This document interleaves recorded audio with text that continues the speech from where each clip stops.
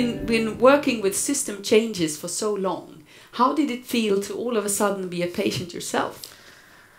I think it's an experience that most people have, and it's a very powerful one. And it's a little like being Alice in Wonderland and stepping through the mirror and seeing reality in a different way. So I was unwell in a hospital that I'd been responsible for, but I saw a completely different hospital from the other side.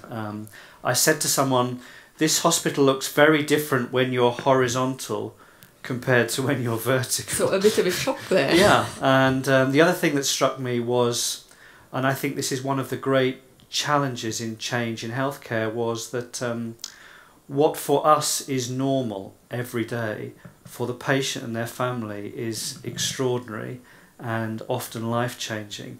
And this collision between normal life for us and life-changing moments for families we find very difficult to manage. So, it's a challenge that you will speak about. Thank you, Alice. Well, thank you very much, and good morning, everyone. And it's such a wonderful privilege for me to be returning to colleagues in Sweden and here in Stockholm, which is a country and a city that we feel great connection with, and we share many values and many problems. So it is a real privilege for me to be here with you, learning with you today. I apologise for speaking in English. Your English is better than my Swedish, so we'll do our best. And I'm around for much of the day and happy to talk to people as we move around. I want to talk about this idea of an extraordinary moment in time of challenge that we have in healthcare. I think it's our greatest challenge, and that we as healthcare leaders need to find ways to respond to that challenge.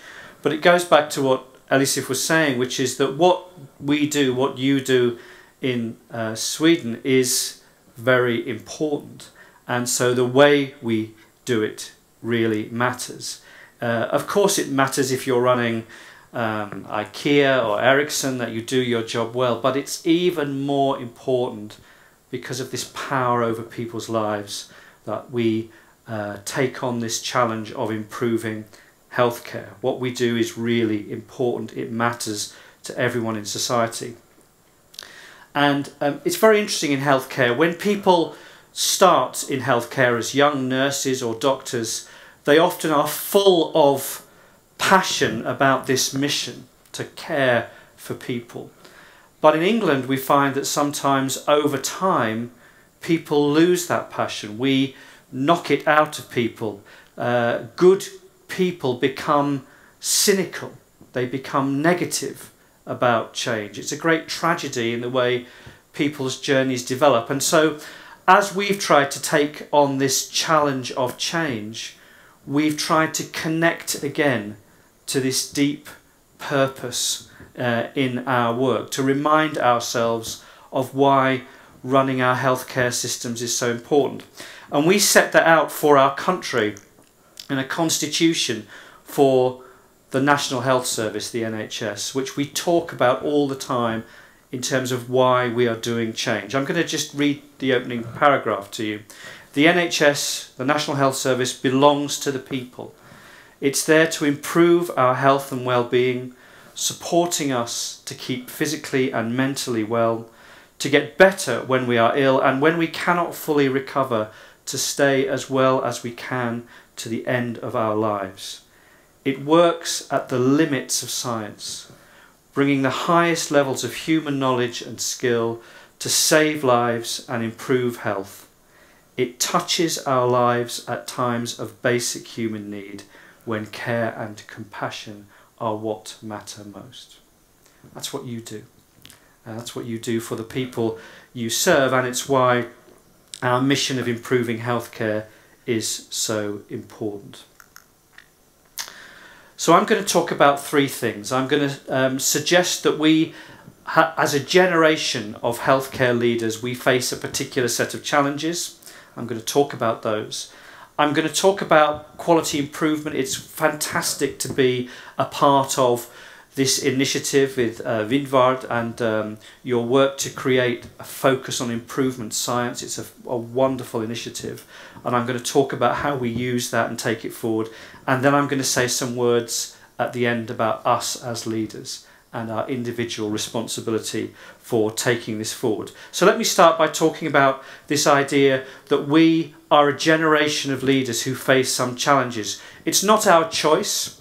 We just happen to be around at the time when healthcare in every part of the developed world has to face a significant task of change.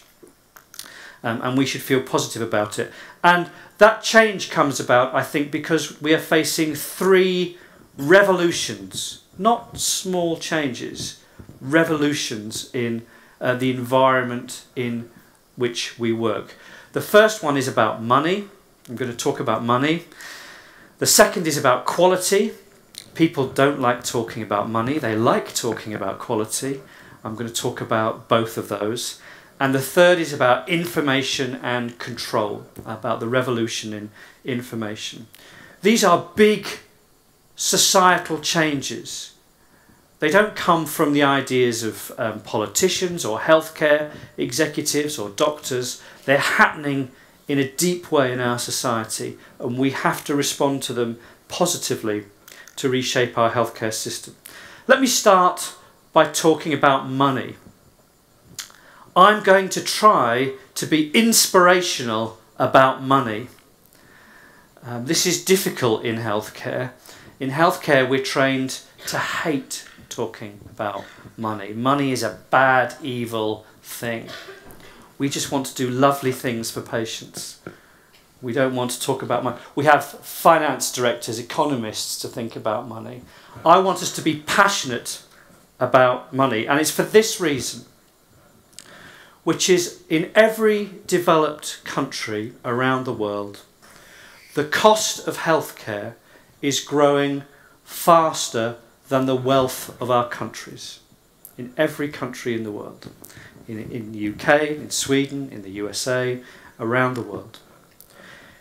The cost of healthcare is growing about twice as fast as the wealth of our countries. Each year, it takes more of the wealth of the UK or of Sweden to fund healthcare. Each year we use a larger and larger part of the wealth of our countries. This is not sustainable. You cannot spend 100% of the wealth of Sweden or of the wealth of the UK on healthcare. You cannot spend 50%. We have schools to run and armies to maintain and roads to build. The path we are on is unsustainable. It's not clear when it breaks, when it becomes unaffordable. But most commentators would say that somewhere in the next 20 to 50 years, it would be impossible to afford healthcare of the kind we have in your country or mine. Now, go back to that mission at the beginning of what I said about how important this mission of healthcare in our society is. I am not prepared to prevent my children having healthcare. It's not acceptable to me. And so for me, we need to face up to this challenge of making our proud universal healthcare system affordable for the future. It's a little bit like the environmental challenge. You don't have to think about it today. You can maybe wait 5 years or 10 years or 15 years. We can ask someone in the future to deal with it. But if you care passionately about healthcare, we have to start making it affordable. I've put some more figures up there, but you can go on the net and find all the numbers you want. We, the people who love healthcare, us, are killing healthcare for our children because we're not thinking about its long-term sustainability. And we must be the generation of healthcare leaders who begin to care and take action about the sustainability of our healthcare system. Now, when you talk about this, most people will nod, but we have 2 strategies for dealing with it. The first one is to close our eyes and our ears and hope it goes away. let's just find some more money for next year or next month. But every time we do that, we're failing to address the problem for our own future and for our children's future. I love the second strategy, which says, then a miracle occurs. So, hoping that something amazing will happen. In 1987, I met one of the country's leading geneticists who said that I shouldn't worry because genetics will solve all these problems for the future. Well, I hope that's true, but it hasn't happened yet. So we need to keep working. In England, it's very real now. So because of the short-term economic problems of our country, and by the way, it's lovely for me to be visiting from a poor country to a rich country. It's very exciting. I'm wondering whether I can afford to buy a drink later. So in England, it's really obvious now because of the economic problem. For us, healthcare funding is flat. That's been my job for the past 3 years. Healthcare funding is flat, but of course demand grows. More older people, new drugs, new technologies, and it opens up this gap year on year on year. And for us, that gap is £20 billion, 20,000 million pounds. And that's the problem I've been dealing with, seeking to deal with that gap while driving cost up. Now, your economy is better than ours, but you still face the same problem, which is your costs are growing faster than your wealth of your country. And if you care about handing on a healthcare system to the next generation, like us in England, you need to start to care about this stuff passionately now. So we have to be the generation of leaders that begin to use quality improvement, not cuts, not reducing things, using quality improvement to change the relationship between quality and availability of healthcare for us. It's important. I think it's an ethical issue. I meet colleagues, good colleagues, who still think that to talk about money is unethical. My job is just to treat the patient in front of me, not to think about money. And I say no. I say in systems like ours, it's an ethical responsibility, a moral responsibility to think about money. If we use money wastefully, if we waste money on the patient in front of us, in England and in Sweden, we are preventing care for the patient in the waiting room.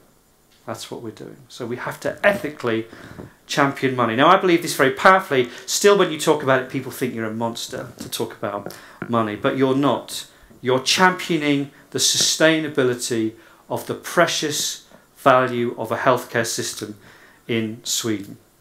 That's the first revolution. The second revolution is a really exciting one, which is the quality revolution. You know all about this, it's why you're here. I don't need to explain to you the wonderful change that's happening in healthcare to do with quality improvement. And it's just as well because the public we serve, us, will no longer accept the sort of harm and error and delay that was once accepted. When the National Health Service in England was created after the war, people were so glad to have free healthcare that they were prepared to put up with problems. But our generation are not. We want a high quality system and we expect its leaders to drive it. You, like us, you have done some truly wonderful examples of quality improvement. I am full of admiration for some of the wonderful examples I've seen and visited of quality improvement in Sweden. You've done a great job. But like us, you have a problem, which is that we've got great examples of care, but they haven't spread easily to all of care. We have what we in England would call islands of excellence. It doesn't spread easily. It's a strange thing.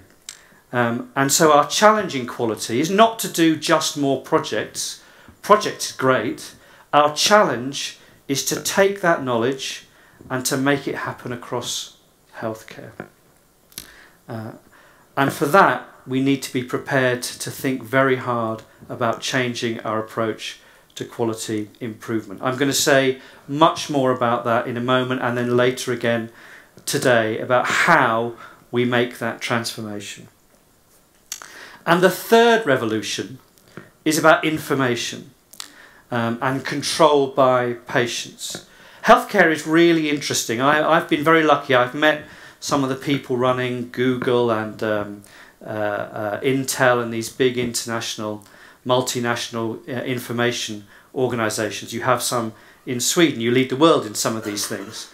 And they are fascinated by healthcare because it's the one remaining industry that they haven't completely revolutionised through information technology. Every other, I mean, I came here today, I booked my flight myself, you know, all that stuff.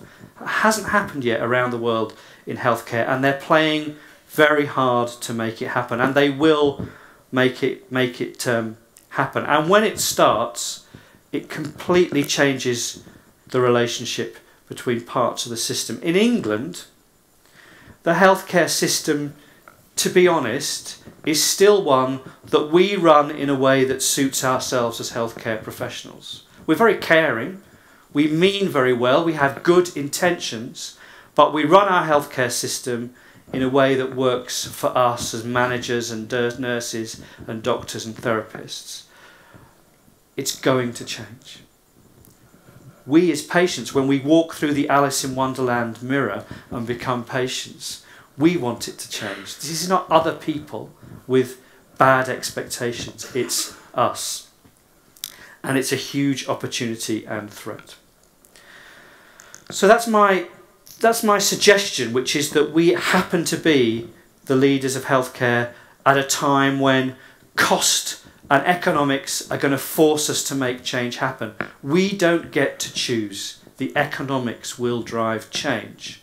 The only thing is, how do we shape that change to be the right change for patients? We happen to be the leaders at a time when the quality revolution is growing really strongly, and we can harness that, use it to drive wonderful opportunities if we're prepared to change improvement. And we happen to be the healthcare leaders at a time when the information revolution is going to completely turn things we do upside down. I think this is exciting. I think it's a really great thing, but it's a great challenge of change.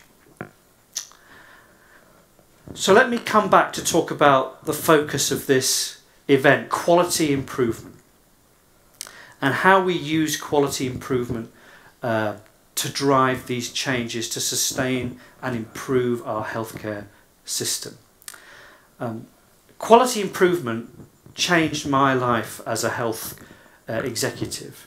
It changed my whole idea of what was possible to do, of how we could harness the energy and commitment of our staff, use science, use the science of statistics and quality improvement to drive care.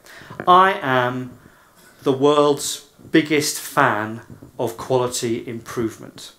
It's a truly staggering important thing, and it's not surprising. This was the technique that changed our car industry and our other industries, and we're now applying to healthcare. The first time I spoke in Scandinavia, I was reflecting on how quality improvement had changed other industries and now was going to change ours. And I talked about how in the 1970s, if you bought a car in England, your expectation of its quality was quite low. This is a really interesting difference between our cultures. We have a lot in common. But in England, in the 1970s, we would talk about a Friday car, a car that had been built on the Friday when no one could be bothered. I think in Scandinavia you talk about a Monday car. If you talk to young people, they don't really recognise those terms because those industries have used quality improvement so that now your expectation, not just of a new car, but of a car that's 3 or 5 years old, is that its quality will be really high. And that same technique of quality improvement has been very powerful. So I am the world's #1 fan of quality improvement. But I also believe that we're not doing enough, that we're not making it work well enough. and that we need to improve quality improvement if it's to face this generational challenge. Of course, you should be proud, as we are proud, of the things we do. If we think about the journey of the National Health Service in England, and I don't know what your impression of the National Health Service in England is, you would be completely fair if you thought, certainly how it was 11 or 12 years ago, of a service that had been once very good and now had very long waiting times and poor buildings and poor outcomes. But in England, over the last 12 years, we've been on a remarkable journey of reinventing our healthcare system. We still have many, many problems, and we still look with great admiration at work that colleagues do in countries like yours. But we now have very short waiting times. The average waiting time for an operation in England today is 4 weeks from when we decide to do it. We have a good track record on infection control. We have good outcomes, although we could learn a lot from you still in areas like cancer. So we went on a remarkable journey of improvement of which we are proud. And of course you will be proud of the work you have done. But it's not enough. It's not enough. Just keeping on doing the same things will not produce the results that we need. I don't know what you think the pace of improvement is. I don't know whether you think it's just gradually going forward. Sometimes it feels like that to me. Whether it's accelerating a little or whether it's about to take off. But in England, we have found it hard to move from examples of excellence to the whole transformation of the system. And that's the challenge. The challenge for you here as well with the work you're doing. Not just to do more projects, but how you spread them and make them normal. You see, for me, the problem is not what to do. We already know a huge amount about what to do to improve quality and cost. The evidence base, the literature base is full of well-evidenced examples. In fact, the best report comes from round the corner by John Overtveit at the Karolinska Institute. It's the best academic quality study. He's now done 3 updates looking at the evidence about quality and money, and the evidence base is full of initiatives. I looked at some of your work through this initiative. Fantastic examples. We know very much what to do.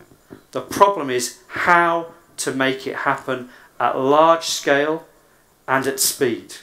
That's the frustration. Why can we not take great ideas and make them catch fire, make them spread quickly across the system? So we have to be honest about what we still need to do, and I'm going to talk later today about how we try to do it. We need to make improvements spread more quickly. It's incredibly slow in England. Perhaps it's okay in Sweden. It's incredibly slow. We need to make it sustainable. It's no good that good things happen for a while and then when you start on something else, things get worse again here. We need to be able to hold on to our gains. We need to link quality and cost together, and we need to change our culture to really put patients first. That's a difficult list. That's a challenging list. But just doing more improvement projects will not be enough. We have to face up to this. We've adopted an approach, and I'm going to say more about it later, about how we drive for those things. And I'm not going to speak to this slide now. I'm going to do that later this morning and as we talk. But about the things that we do relentlessly over and over again to move away from just individual examples of excellence and drive towards spread of improvement across a whole system. So don't worry too much about that. I'm going to come back and talk about those things later.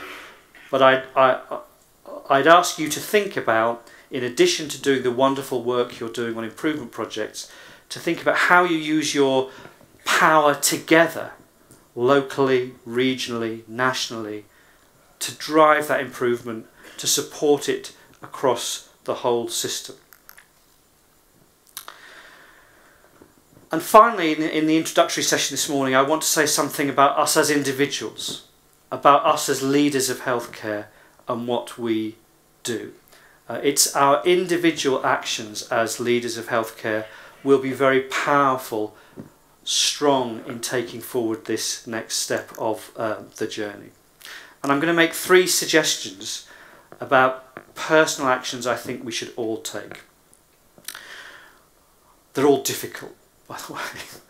They're all hard. The first one is that we have to be intolerant. We have to hate the average. We have to hate mediocrity. This may not be true in Sweden, but in England, people are okay with the average. When I started my job as a hospital chief executive in the city of York, where I still live, Viking city, by the way, of York, someone brought to me a league table of where we were in, it was actually cancer outcomes. Every hospital in the country, and it showed how York performed. And this colleague said to me, "It's good news, Jim, we're in the middle." This is quite interesting. This little picture is a snapshot of a league table that's produced every year in England for the standardised mortality of every hospital. Quite a controversial measure, but we publish every year the standardised mortality, and we name every hospital and the departments in them. It comes out in a national newspaper on a Sunday, and every chief executive on that Sunday goes to the newspaper to find out where their hospital is on that list. What happens is the ones who are green, the best performers, they have a party. It's quite a strange thing to have a party about that you've killed fewer patients than the average, but we have a party. The people at the bottom, they have a terrible time. They have TV cameras parked outside their hospital. People get the sack. It's very bad. But most interesting is what happens to people in the biggest section in the middle. And in England, those people breathe a sigh of relief. It's okay, we're in the middle. It's not okay. It's not okay. And when you are a leader of quality improvement, you have to be driving all the time for better outcomes. It does not always make you popular. If you say to your staff, "Gosh, it's disappointing that we were only in the bottom of that table, but it's been such a difficult year, we didn't have enough staff and we had that problem with the building." If you say those things, if you are complicit with the average, if you accept the average, people will say things like, "Jim really understands the pressures of being a frontline member of staff. He really gets how difficult it is." They will really like you. But you're not being a leader of quality improvement. If you say, "Gosh, that figure is disappointing, and I know we had those problems with staff, but it's still not good enough. We cannot be satisfied with this. This is about patients who are dying and being harmed unnecessarily. We have to think again and strive to be better." If you say that, then people will say, "Jim is unreasonable. He doesn't understand the pressures of working on the front line. I have been told that I am a bully for saying those things. But I believe I was being a leader of quality improvement by never accepting it." So it's a tough line to take. Now, of course, when things improve, people will be much happier that we took the difficult line and worked hard to make things better. They get more satisfaction. But in the moment, it's a lonely act to take, always to say we don't accept being in the middle. We have to push for excellence, because what we do matters. That's my first suggestion. My second goes back to this problem of spreading ideas. How we spread ideas and our personal responsibility to spread ideas. Now, why have I put a picture of James Bond? That's Sean Connery as James Bond, the only real James Bond. So all the women know it. I don't know why that makes me feel better. The reason I put a picture of James Bond up is I was very lucky. I think now 6 or 7 years ago, I went on a wonderful leadership development program run by our government, And the reason it was a fantastic development programme was that it was a mixture of people from different industries and backgrounds, people from the finance industry and healthcare, the oil industry, all learning about leadership together. It was a great thing. What was really exciting was that one of the people on the programme was a spy. This was very exciting. He told us he was a spy when he got drunk, which explained the whole of the last 50 years of English history. So it's nearly true. It's nearly true. The truth is, there was a guy on the course, wonderful guy, who had been a proper spy working in the East, Far East, and he explained that when you're a spy on the front line, you can't really do it for a long time because people figure out who you are and you become less useful.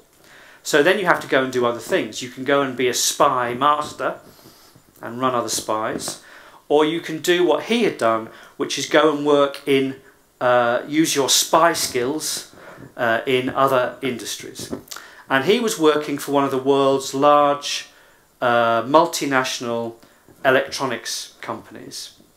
And he, forgive me about the translation, he was running their counter-industrial espionage department. He was stopping people stealing secrets using his spy knowledge. And he said, I run a multi-million-pound department stopping people stealing secrets about how to make electronics better. Now at that time I was running part of the improvement system in England in healthcare, and I said, that's really interesting. I run a multi-million-pound department trying to give secrets away. And nobody wants to know. One of my most brilliant ideas for improving the spread of ideas in healthcare was that we should make them all secret. So it's funny, it makes us laugh, but it's disgraceful. It's absolutely disgraceful. We tell ourselves and we tell the public we serve that we are motivated by improving healthcare, but not enough to learn from other people. That's our attitude in England. Perhaps this doesn't happen in Sweden. I've put up there Harrogate. Now, this is an example of the terrible arrogance that people like me have that stands in the way. I was the chief executive of a hospital in York. York was a successful hospital. It won some awards. It did many good things. But 20 kilometres away, 25 kilometres, was a hospital called Harrogate Hospital. And Harrogate Hospital was the best at everything. It won all the national prizes. It came top in all the league tables. I woke up every day hoping that they would die. I would rather have poked my own eyes out with a stick than go to Harrogate and learn what they were doing. What a disgraceful attitude. I talked to people about caring about healthcare, but not enough to learn. The only way we could deal with Harrogate's success was by describing Harrogate as a very successful small hospital. Arrogance, ego, nothing to do with our mission of healthcare. We got to a place one year where we were having real problems with managing our emergency patients, and we knew that Harrogate did the job very well, and I got over my ego and I rang on the telephone my colleague who runs Harrogate and I said, Miles, we know you're doing good work in this area, we've got a real problem, can we come and see what you do? And he said, of course, and while you're here we know about your fantastic work in urology, can you teach us? There was no block apart from our own ego. This may not happen for you, it may not be true, but we have to get over it and begin to be hungry to spread and learn. In healthcare, we only put value on inventing new ideas. As leaders, we have to put value on spreading ideas. We have to personally show that we're going out and learning. I'm still doing it now in my national role. I now work for Sir David Nicholson, who runs the NHS in England, and he appeared on a platform with the guy who runs the National Health Service in Scotland. And Scotland do some fantastic work on safety in healthcare. You probably know about it. And my boss came back and said, Scotland had better slides than us about safety. I want you to do some slides that show we're better than Scotland. I said, well, of course I can do it, but why don't we go and learn? Because the only way we could deal with Scotland's success was by describing them as a very successful small country. Ego, arrogance, destructive leadership. And so we're going to do that learning from Scotland. Third of 4 ideas is this idea of listening. It's very hard and it's very powerful in the videos this morning.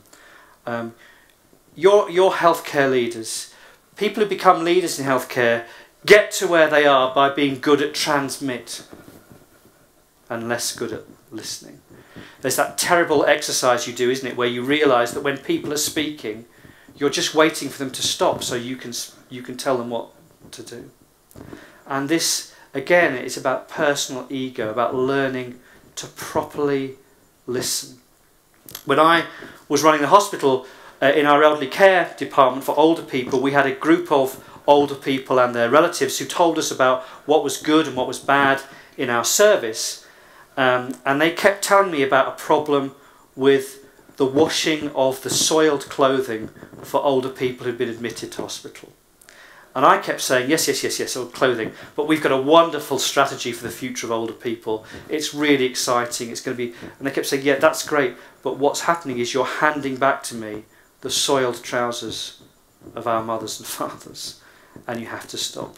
And it took me 3 or 4 conversations to stop talking and start listening, and to understand that what was degrading and dehumanising and mattered to those patients wasn't my fantastic vision for healthcare. It was the experience of patients soiling their clothes and feeling degraded and dehumanised, and that the only way we could deal with that was to respond to a very basic human need. Learning properly to listen, not to speak. And we have to work very, very hard at it. And finally, in terms of our role as leaders, is learning to love the routine to promote quality improvement. This is a photograph of the hospital I used to run. The day after a fire. A patient was admitted at night with drug and alcohol problems. A patient well known to us. We were worried about potential overdose, so he was admitted to one of our observation wards. He woke up in the early hours of the morning, psychotic, found where the linen was stored, the sheets and so on for the beds, poured lighter fluid on it and set fire to it. He burned out the whole of the 3rd floor of the hospital, 120 beds. 115 patients were evacuated in the middle of the night. My telephone went at 2:30 a.m. in the morning from the hospital. And I said, Mr. Easton, we're sorry to disturb you at night, but the hospital's on fire. We didn't know if you wanted to come in. I said I would. The last 2 patients were evacuated through smoke and flames by 2 young nurses, and the guy who was disturbed was tackled by a young nurse and a young doctor who by this time was wielding a knife. I walked around the hospital that morning and through that day giving instructions about what to do. You know, I was chief executive, and it was irrelevant. I didn't need to do anything. In that emergency crisis situation, our healthcare staff were absolutely extraordinary. Whenever I see a bad incident or a road crash or, God help us, a terrorist incident, I never worry about how healthcare staff will respond. In emergencies, healthcare staff are truly exceptional. They're wonderful. Healthcare staff love emergencies. They love them so much that if they haven't got one, they'll make one happen. We really value the emergency risk. We value all this and the emergency charge around. It gives us a buzz. And when you need it, it's fantastic. But most of the time, what you need in healthcare is calm, organised, routine care. When you're a patient, what you value is not the drama. You value calm, ordered, routine care. When I was seriously ill, the thing that gave me confidence, the thing that made me feel confident I was being well cared for and would recover, was people talking to me about the calm and ordered routine, what would happen next, what the expectations were. But in healthcare, we need to learn as leaders to give value. And this is particularly true for quality improvement, because quality improvement creates organised, calm care. And staff worry that they're not getting the buzz from the emergency. They're not fighting the system. They're not getting through despite the fact that the system doesn't work. And we have to give value by recognising how many days we've gone without an infection, what our levels of patient satisfaction were, give value to routine care. So 4 ideas. So just to conclude by saying, I'm going to come on in the later session and through our questions to talk about how we do this a bit more. But we have to do it. We are the generation of leaders. This is I live in the city of York, and York includes a very historic city. This is the remains of the medieval St Leonard's Hospital from the 1300s. One of the largest medieval hospitals in Europe, we think. They treated patients with prayer and diet. The second one might become more important as we go forward in healthcare. The middle picture is Bootham Hospital, which was opened in 1770 as the first purpose-built mental health asylum in England. And the last is the hospital I used to run, built in the 1970s. And the point of that slide is to say each of those represented a generational change in healthcare. And I truly believe that because of the economics and the quality revolution, the information revolution, that we are going to be the generation that makes change in healthcare as significant as those. To do that, we have to value what we've done and be prepared to take it to the next level. I think this initiative here today that you're talking about is a remarkable and important thing, and I encourage you to be part of the journey around the world to drive high quality healthcare that's sustainable for the next generation. So I promised very quickly to say something else, not just about the problem, but about how we've tried to organise. I am not pretending, of course, that we have solved all our problems. We still have many issues and difficulties, but we have made significant progress. And we've tried to build on improvement science to create a bigger approach about improvement science at large scale. That's really what we've been doing. So we've tried to add to our knowledge of improvement science by focusing on a bigger set of actions. So I just want to say something about about how we've tried to do this. Now I need to start by acknowledging this issue of top-down versus bottom-up change. One of the criticisms of our work is that we can be in the English NHS quite top-down. I don't think that's always true, but it's a criticism.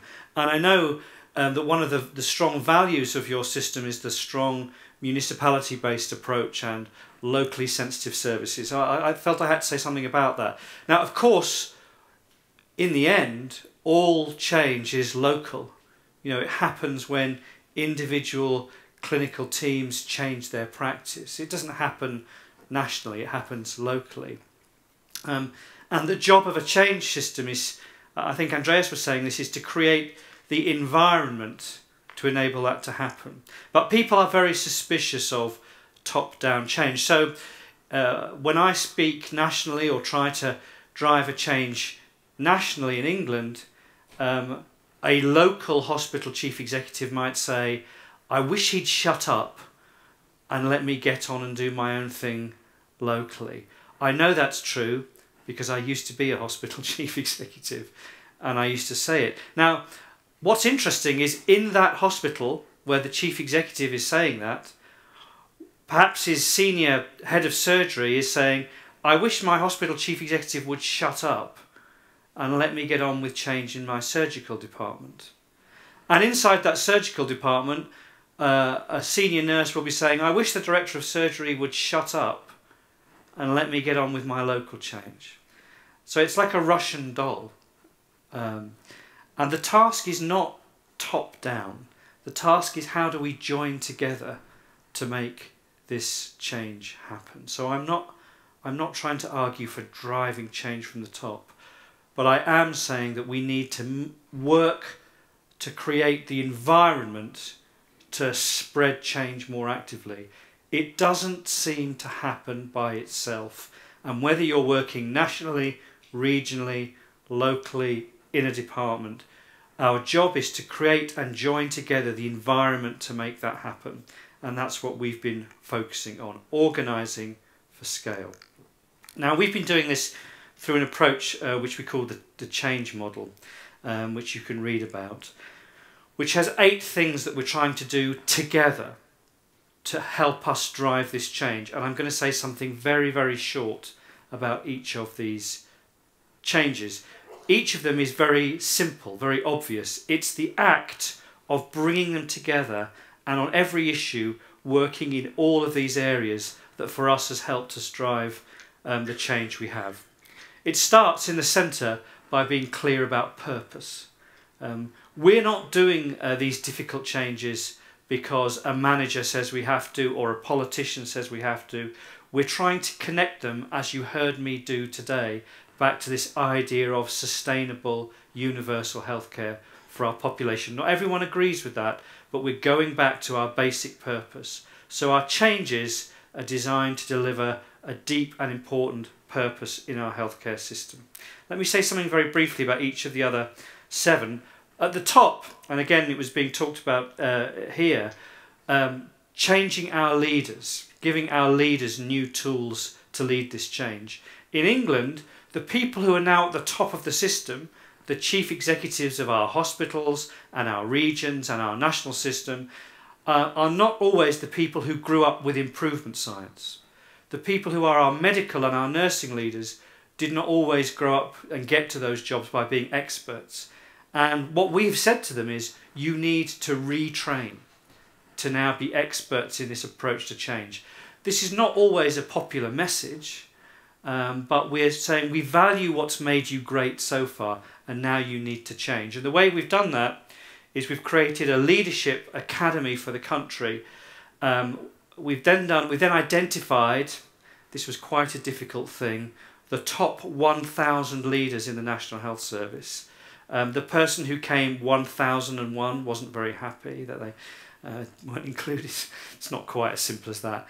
And for those people, we're growing and learning together in a structured way how to get these new skills of leading change. There was quite a lot of resistance to this at first, but the quality of the training and development is very high, and so people are coming to find it very powerful. So we, number one, at whatever level, we have to invest in our leaders in order to give them the skills to lead this change. Leading change is not an amateur sport. It's a professional sport, and you need training and skills development to do it. Secondly, to the left, again discussed very powerfully by the panel and the presenters, engaging people to mobilise change. Relentless communication, endless communication about the purpose and the nature of this change.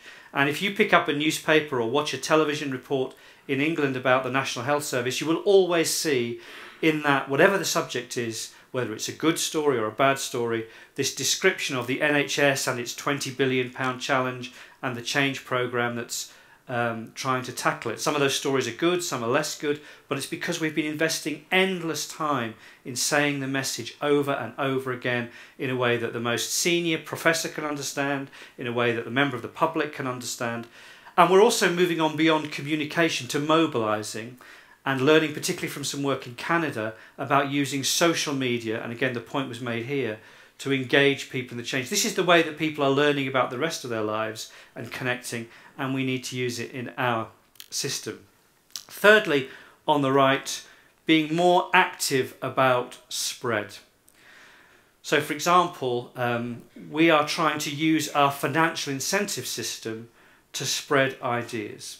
I'll say a little bit more in a moment about some of the money that you get for quality, in our system if you're a hospital and you get paid, but you cannot even get that money for quality unless you show that you are actively spreading a number of tracker ideas across our system. We've done that for the first time this year, that we're saying you don't get your money unless you show how you're spreading explicitly ideas. It's up to you how you do it. We're not telling you how to do it. We're not even saying precisely that you must do these things and not others, but you will not get the money that you want for your healthcare service locally unless you demonstrate how you are actively spreading a number of tracker ideas. We're trying to incentivise and teach the skills of spread. At a very local level, for example, if you work in my team, you don't get a good performance review in my team, even if you've produced all the results, unless you show how you've taken an idea from somewhere else and make it work from us. So you can also incentivise it very personally as well. Number 5 on the right, improvement methodology. I'm not going to say a lot because it's the subject of this event and you understand this, but we absolutely think that you cannot lead change without an improvement methodology, and that everyone in the National Health Service has to use a methodology. We don't say it has to be one single method. There are all sorts of interesting arguments between people who like Lean and people who like Six Sigma. You know, when I was very young and a bit more foolish, I was involved in left-wing politics, and we kind of didn't like the right wing very much, but we hated other left-wing politicians more. So we invested all our effort in fighting amongst ourselves, and there's a bit of that goes on in quality improvement, where the Lean people don't really like the Six Sigma people who do all that. It's a waste of effort. Have a method. Most of the methods are good, and use it intensively. So have an improvement method. The one on the left is very important, which I've called system drivers. I mainly mean money, and it came up in this conversation today, which is we have a system of paying people, and the system needs to pay people for the right results. So 8 years ago, sorry, you could receive money in a hospital and it didn't matter whether your quality was high or low, you got the same money. Today, if you work in a hospital, about 7% of your money is driven by hitting agreed quality markers you make, and that's enough to get people's attention. In primary care, it's even greater. It's about 15% for meeting quality markers. So we try and link payment to quality. We also are trying to change the whole payment system to support some of the bigger change. And again, you had the examples today. We want more out-of-hospital care for people with chronic disease, but we pay for care in hospitals. So if you're a hospital chief exec who wants to make the change to care for more people out of hospital, you're losing money for your hospital. So we're changing the payment system so that it rewards out-of-hospital care, not in-hospital care. It's quite easy to describe. It's quite hard to accurately calibrate the payment system. There's some complexities there. So getting the system drivers right to make the change happen. And then the last two at the bottom. On the bottom left, transparent measurement. My guess is because you are an audience interested in quality improvement, you agree with measurement. You agree that we should measure. There are some things that are difficult to measure, but that we should measure what we do. Let's agree on that. We also agree that that measurement should be transparent and published. And we think one of the main drivers for change in medicine is the publication of comparative quality data between sites. Most people agree in principle, and they hate it being done. Everybody hates having their numbers published. Everybody says the numbers are wrong.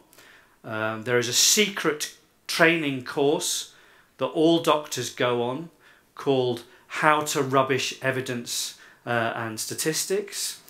Most managers go on it as well. And it is a scary thing to do, but we believe that increasingly the data about quality, about safety should be published and should be used by the people we serve, and we're doing it.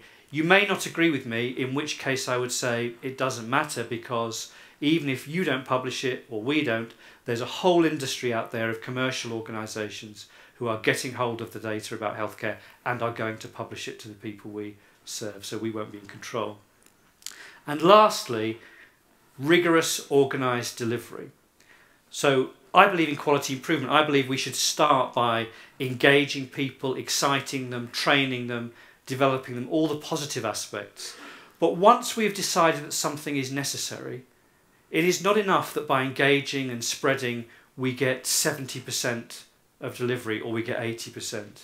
All of our patients deserve that innovation, and we should finish the job and say that everybody at the end of the day will have to do this, or we simply won't pay you or hire you to do it. You shouldn't start with this, because if you start with rigorous delivery, if you say we're going to sack you unless you do the surgical checklist, then people will tell you they're doing it, but they'll do it in a way that has no respect for the process. You get the worst kind of implementation. So start with engagement, but finish with rigorous delivery. So for each of our issues, we've tried to line those things up. And I would suggest that whether you're working nationally, regionally, locally, and you're tackling an issue, you can think about how you use each of those things, how you use leadership and financial incentives and performance improvement and the publication of information all together. It's not about selecting some from the list. As I went through them, my guess was that you thought some of those were really great things to do and some of them you didn't like very much. Typically, in an audience on quality improvement, people like the things about quality improvement and improvement science and measurement. They don't like the things about rigorous delivery or financial incentives. If I talk to some other rooms, economists, they like the stuff about measurement and financial incentives, but not so interested in quality improvement. We have come to believe that it's lining all of those things up together in an organised way that begins to accelerate change across the system that makes a difference. It's not left brain for the logical things and right brain for the emotional things. It's the whole brain needs to be organised in order to make that happen. So I hope that's been a kind of a useful description. We shouldn't be negative or pessimistic about our ability to spread the changes we have happening. We've been on a remarkable journey about learning about quality improvement, and we're at the next stage. Healthcare has to do learning that other industries don't, because we are more complicated. Our frontline workers are our most powerful and highly paid people, our doctors and others, and they're fantastic people. And we will invent a system of quality improvement we are together that allows us to make this happen at scale. I know from your commitment to healthcare in Sweden, from the work you've done to date, that you're at a similar stage of the journey to us. You have so much to be proud of in what you've done, and I think your commitment to taking the next stage of the journey is remarkable, and I look forward to watching with interest and hopefully having some dialogue with you as you are successful in this next stage of the journey. Thank you so much for the time in listening to me today.